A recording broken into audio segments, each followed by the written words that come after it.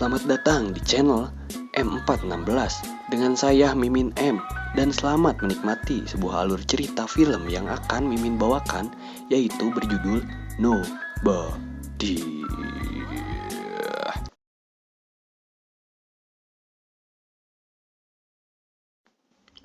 Kisah berfokus pada seorang pria bernama Hutch Mansell. Kita sebut saja Hutch, di mana dia adalah seorang kepala keluarga bagi istri dan kedua anaknya. Hutch sendiri bekerja di pabrik milik ayah mertuanya. Ia menjalani aktivitas seperti babeh-babeh pada umumnya yang terlihat sangat monoton dan tidak menggairahkan. Singkat cerita, pada suatu malam, rumahnya kedatangan oleh sepasang perampok. Dengan todongan pistol pada kepalanya, perampok itu meminta pada Hutch uang tunai. Namun karena Hutch ini memakai kartu kredit, pasangan perampok itu hanya mengambil sejumlah uang recehan yang jumlahnya tidaklah banyak. Dan juga tidak lupa meminta jam tangan yang dipakai oleh Hutch. Lalu, tak disangka, bak pahlawan yang kemalaman, anak pertamanya tak tinggal diam dan berhasil meringkus salah satu perampok itu. Bukannya segera menimpuk si perampok, Hutch malah menyuruh anaknya untuk melepaskan perampok itu dengan begitu saja. Dikarenakan kesal dengan keputusan ayahnya, anaknya sangat marah dan menganggap ayahnya itu sebagai pengecut. Hingga seorang polisi yang datang pun menganggap ia tidak becus sebagai kepala keluarga. Dan keesokan paginya, saat bersiap untuk berangkat kerja, karena kejadian malam itu, anak sulung dan istrinya pun meragukan kepala keluarganya itu. Tapi tidak untuk anak bungsunya yang tetap menghormatinya. Kejadian tersebut itu pun terdengar dan sampai menjadi trending topik di tempat kerjanya. Saking teremehkannya, adik ipar Hutch yang juga adalah adik dari istrinya sampai-sampai memberikan pistol kepadanya, menyuruh untuk menjaga kakak dan kedua keponakannya. Sesampai di ruangan kerjanya, Hutch mempunyai sebuah radio yang terhubung dengan seorang pria misterius. Karena dia mengetahui kejadian yang dialami Hutch semalam, bisa disimpulkan kalau yang dibalik radio tersebut adalah orang yang paling dekat dengannya. Di situ Hutch menjelaskan alasan bahwa bukannya dia tidak ingin melawan sepasang perampok itu karena sebetulnya dia bisa saja dengan mudah melumpuhkan sepasang perampok itu. Alasan Hutch demikian pun adalah karena dia tahu pistol yang ditodongkan perampok itu kosong, tidak ada isi peluru dalam pistolnya. Hutch membaca keadaan itu, yang dimana mungkin pasangan perampok itu sedang dalam suatu kesulitan. Sepulang bekerja, ia melihat keluarganya, dan menyesali juga menyadari bahwa kini dirinya telah menjadi seorang pengecut. Sesudah itu, ia pun masuk ke dalam rumah, namun anak sulung dan istrinya masih bersikap cuek kepadanya.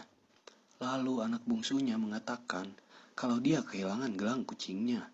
Dia berkata bahwa gelang tersebut disimpan di mangkok itu. Karena Hutch ingat para perampok itu telah mengambil uang di tempat yang sama, Hutch menduga gelang kucing itu terbawa oleh pasangan perampok. Tanpa berword-word dan sudah terlanjur kesal, Hutch pun langsung pergi ke Pati Jompo yang dimana di situ adalah tempat tinggal ayahnya yang sudah aki-aki. Maksud kedatangannya untuk meminjam identitas FBI yang sang ayah miliki. Namun sebenarnya ia tahu kalau identitas itu sudah tidak aktif dan sudah kadaluarsa. Dan juga daripada nganggur, ia pun meminjam pistol tua milik ayahnya. Dengan bermodalkan bukti ciri tato yang ada di tangan si perampok itu, Hutch pun bergegas mendatangi semua toko tato yang ada di kota tersebut.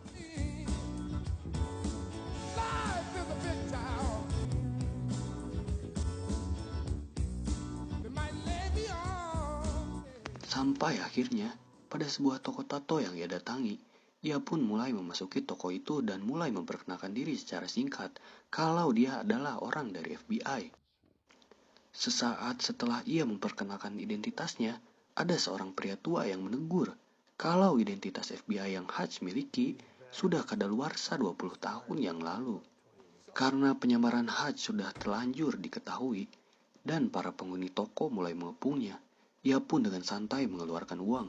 dengan maksud menyogok untuk bisa mengetahui alamat si pemilik tato yang sedang ia cari. Namun, setelah si babe-babe itu melihat tato yang ada di tangan Hutch, tak ada angin, tak ada hujan, ujuk-ujuk ia malah berterima kasih atas jasa pelayanannya dan terlihat seperti terkena serangan mental breakdance hingga ia pun pergi dan menutup pintu dengan sangat rapat.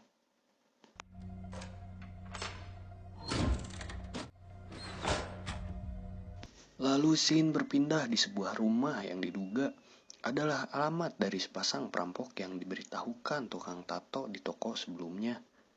Namun tanpa diketahui, pada saat mereka sedang makan malam, tiba-tiba akan tetapi si perampok itu menjelaskan bahwa ia tidak mengetahui gelang kucing yang dimaksud olehnya.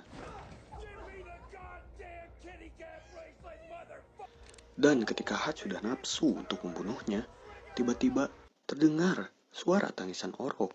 Pada saat menghampiri asal suara tersebut, benar saja terlihat bahwa bayi itu sedang dalam kondisi yang buruk.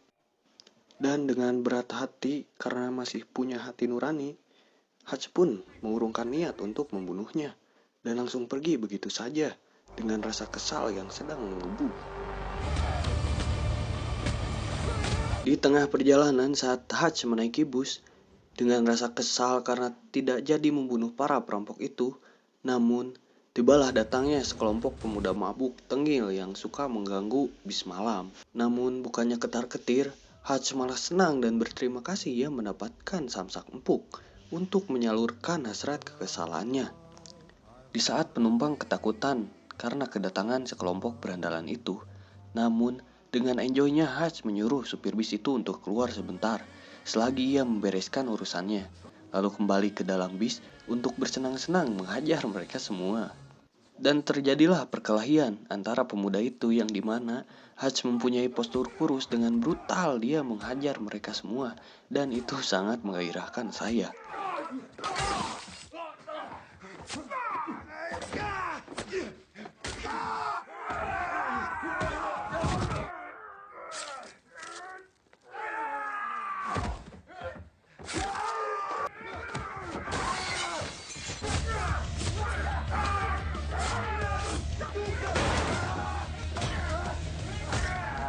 Sampai kini, kita tahu bahwa Hutch ini bukanlah bapak-bapak sembarangan.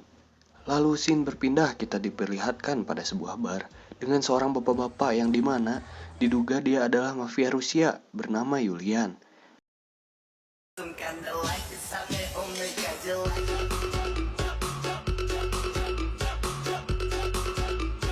Sehabis asik berjoget ria, di situ salah satu rekan bisnisnya memberi saran agar jangan terlalu sering terlihat konyol seperti itu karena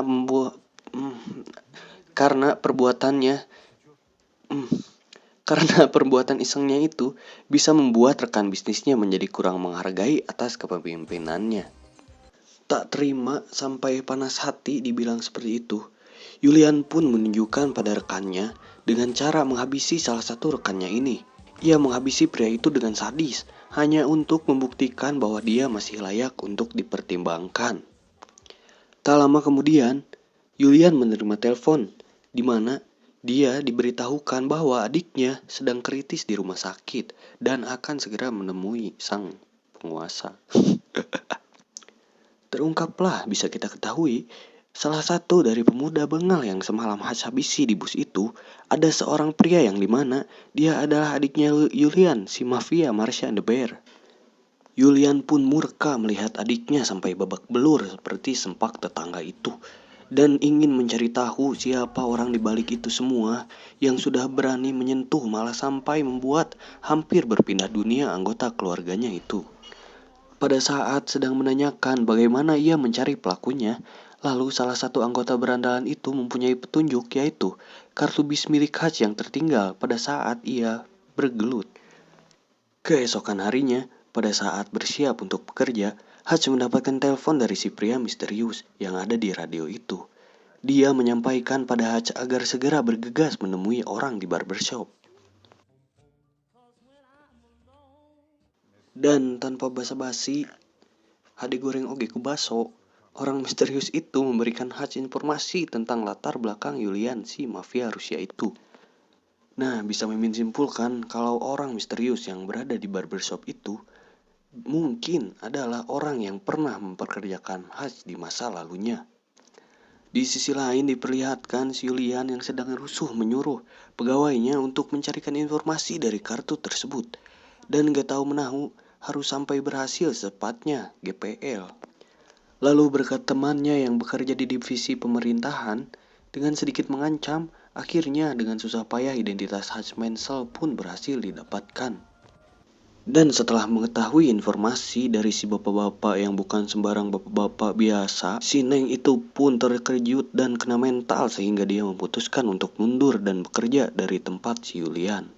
Ketika Hutch kembali ke rumah dan akan makan malam bersama keluarga cemarannya, terlihat ada sekelompok diduga adalah anak buah Yulian yang sedang menuju dan memata-matai rumahnya.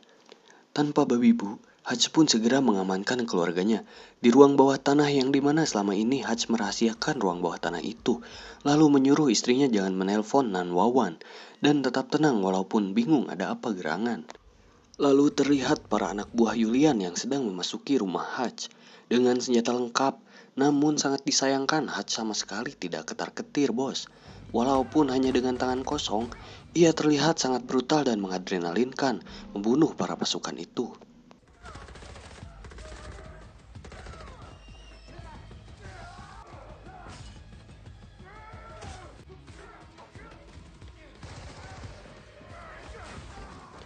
Namun akhirnya, pada saat lengah, dia berhasil dilumpuhkan oleh anggota yang membawa setruman.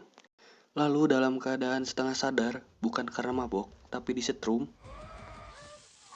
Hutch pun dimasukkan ke dalam bagasi mobil dengan keadaan diborgol untuk dibawa ke hadapan Tuan Mulia Yulian.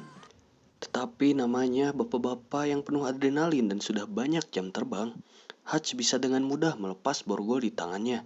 Lalu ia pun membuat kerusuhan di dalam mobil hingga membuat mobil itu kehilangan kendali dan menabrak lampu lalu lintas. Beruntung dari para kelompok yang meringkusnya, hanya Hutch yang berhasil selamat sehat lillahi ta'ala. Lalu ia pun segera pulang ke rumahnya, membersihkan diri dan mengeluarkan keluarganya yang masih berada di ruangan bawah tanah. Di situ terlihat keluarganya kebingungan dan bertanya-tanya, kamu nanya, terutama anak sulungnya yang langsung kena mental atas perbuatan yang telah ayahnya lakukan.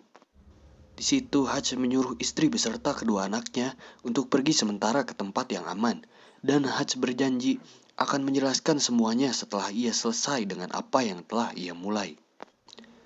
Setelah memastikan keluarganya pergi dengan aman, ia pun masuk ke dalam rumah dan sampai di sebuah ruangan, di mana Hutch pun langsung mengambil kotak yang berisi sisa-sisa kekayaan dan pendapatannya di masa lalu. Ia pun beristirahat sejenak sembari menceritakan masa lalunya kepada para pasukan Yulian yang sedang sekarat. Lalu kita dibawa flashback pada kejadian 20 tahun yang lalu, di mana ada seorang pria yang bernama Alan, diduga ia telah menggelapkan uang sebanyak 3 juta dolar dari pangkalan militer Amerika. Di situ terlihat Hutch hendak akan membunuhnya, namun Alan memohon kepadanya, lalu berjanji jika kali ini Hutch memberikannya kesempatan untuk hidup, dia bernazar akan bertobat dan menjadi seorang yang lebih baik lagi. Karena biasanya Hutch yang selalu membunuh target buruan tanpa belas kasihan, tapi pada kali ini Hutch melihat ketulusan dan kesungguhan hati dari Alan dan bisa mengampuni targetnya. Namun karena ia tidak percaya sepenuhnya, Hutch pun ingin memastikan bahwa si Alan ini tidak berbohong. 1 tahun kemudian, Hutch pun memeriksanya dan beruntung, Hutch mendapati Alan yang sudah berubah menjadi lebih baik, meninggalkan kejahatan di masa lalu, dan bahagia kembali bersama keluarganya. Melihat suasana harmonis itu pun, Hutch ingin merasakan apa yang Alan rasakan. Daripada harus terus menjadi mesin pembunuh yang makin sini mulai jenuh, lalu saat itu juga Hutch memutuskan untuk pensiun dan memilih untuk berkeluarga menjalani kehidupan normal pada umumnya. Tapi tak disangka, gelang kucing anaknya yang diduga terbawa oleh sepasang perampok itu ternyata tergeletak di bawah sofa.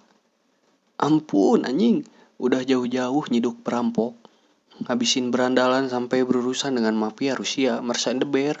Ternyata inti permasalahannya mah ada di bawah sofa anjing emang. Namun Hutch tidak menyesali apa yang sudah terjadi. Untuk menyingkirkan bukti dan mayat-mayat yang sudah tergeletak, ia pun memilih untuk membakar rumahnya sendiri.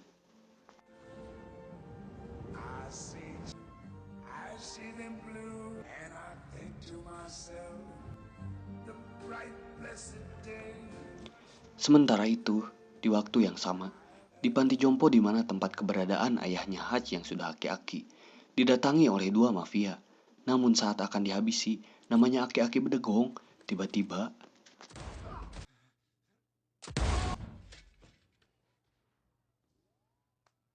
scene berpindah pada sebuah pabrik yang dimana itu adalah tempat ia bekerja. Di situ Hutch berencana ingin membeli pabrik milik mertuanya tersebut dengan bayaran yang menggiurkan yaitu berkeping-keping emas. Tetapi sang adik ipar yang menolak keputusan ayahnya itu, segera ia akan memukul Hutch, namun bisa di-counter-attack dengan mudah oleh Hutch Mansell.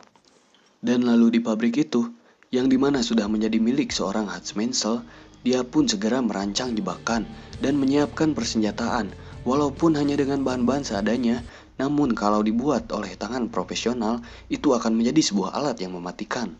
Setelah itu, di ruangan kerjanya, seorang pria misterius dalam radio mencegahnya agar jangan berurusan dengan orang Rusia, karena dia tahu bahwa yang sedang dihadapi oleh Hutch Mansell itu bukan mafia kelas kabupaten.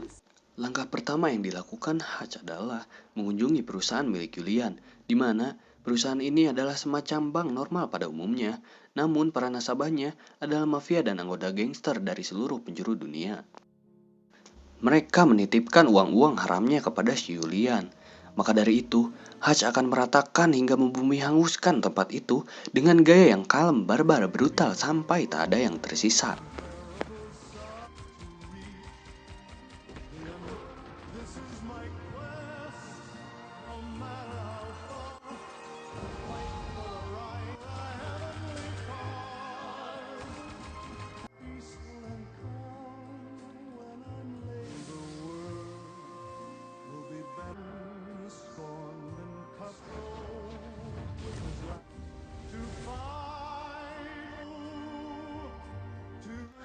Setelah menghancurkan perusahaan Julian, dengan dingin gagah berani, Hutch pergi menuju bar di mana Julian berada yang kita lihat dia sedang santuy makan tanpa ada rasa takut sama sekali.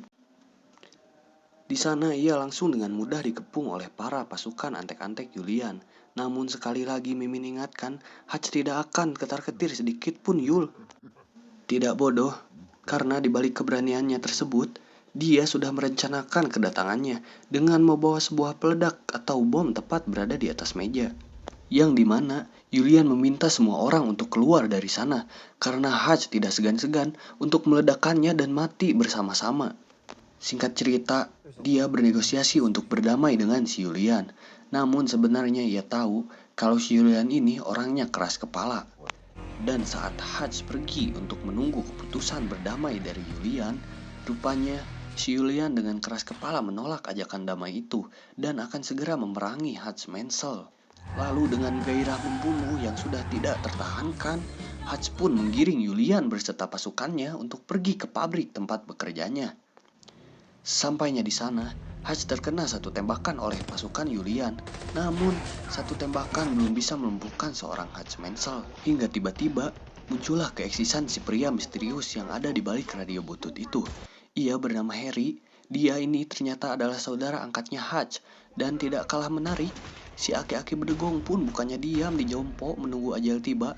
Malah dia memilih untuk ikut berperang membantu Hutch anaknya tersebut.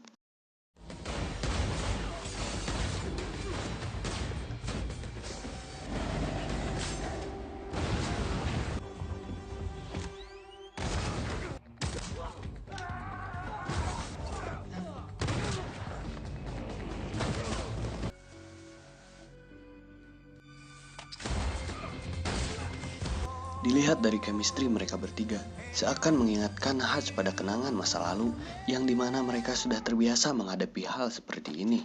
Setelah semua pasukan Julian dihabisi, sekarang hanya menyisakan Julian seorang diri saja. Dengan situasi yang dimana pasukan Hutch sudah kehabisan peluru dan menyuruhnya untuk menyerah saja.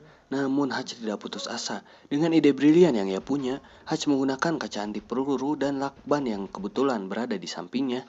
Lalu ia pun memasangkan bom bunuh diri di depan kaca anti peluru itu. Untuk menghabisi si Yulian, dengan bismillah Hutch pun lari dengan bom itu ke hadapan Yulian.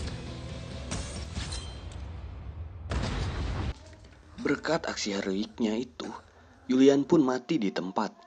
Namun karena kejadian di pabrik itu, Hutch ditangkap oleh polisi untuk dimintai keterangan atas insiden tersebut. Pada saat proses interogasi, kedua polisi itu pun bertanya kepada Hutch tentang siapa dirimu. Lalu Hutch Mansell pun menjawab, bukan siapa-siapa. Tak lama kemudian, kedua polisi itu pun menerima sebuah telepon dari atasannya yang menginformasikan untuk membebaskan Hutch begitu saja. Lantas, mereka pun dibuat terkejut dan kebingungan, siapa sih bapak-bapak misterius yang ada di depannya tersebut. Dan selesai, scene itu mengakhiri cerita kali ini. Semoga kalian terhibur dengan cerita yang Mimin bawakan. Semoga kalian sehat-sehat selalu, modal dina calana, dan jangan lupa subrek.